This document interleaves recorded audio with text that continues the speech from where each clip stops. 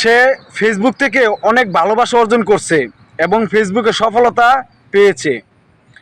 তো এখন সে যে এতটা সফলতা পেয়েছে, এটা কিছু টিভি সাংবাদিক, বাংলাদেশের কিছু কি বলে এই বাটপার 2 নম্বর সাংবাদিক, তারা রিপন মিয়ার পিছে লেগেছে। রিপন মিয়ার বাড়িতে গিয়ে রিপন মিয়ার পরিবারের কাছ থেকে ভিডিও ধারণ করে না বলে সে উল্টাপাল্টা প্রশ্ন করে তার বাবা মার কাছ থেকে বক্তব্য নিয়ে সে মিডিয়ায় ছড়িয়ে দিয়েছে। এ নিয়ে একটা রিপন মিয়ার ফ্যামিলিতে এবং পরিবারে খুবই একটা দ্বন্দ্ব চলে আসছে, অনেক বড় একটা ঝামেলা সৃষ্টি হয়েছে। তো এই সাংবাদিকগুলা যে রিপন মিয়ার বাড়িতে গেল, রিপন মিয়া হচ্ছে গ্রামে একটি গরিব মানুষ, একদম সহজ সরল মানুষ। আপনি দেখেন বাংলাদেশে শুধু রিপন মিয়া না, রিপন মিয়া বাবা মার বরণ পোশাক দেয় না, খোঁজখবর নেয় না, এটা শুধু রিপন মিয়া না, ঠিক আছে? বাংলাদেশে অনেক বড় বড় বিজনেসম্যান আছে, অনেক বড় বড় সরকারি চাকরিজীবী আছে, এবং বাংলাদেশে একদম 2 নম্বর কিছু ব্যক্তি আছে যারা সুদ খায় ঘুষ খায়। তারা তারা তাদের মা বাবার খোঁজখবর কি নেয়? কোনোদিন নিছে?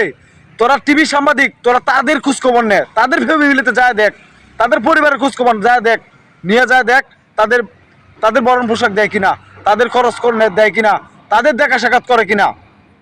ঢাকা শহর বড় বড় বিল্ডিংয়ে থাকে, ফ্ল্যাট বাসা নিয়ে থাকে, দামি দামি গাড়ি নিয়ে চলে, তারা সুদ খায় ঘুষ খায় এবং অন্যায় করে চলে বেড়ায় সমাজের মধ্যে, তারা খুবই অন্যায় করে।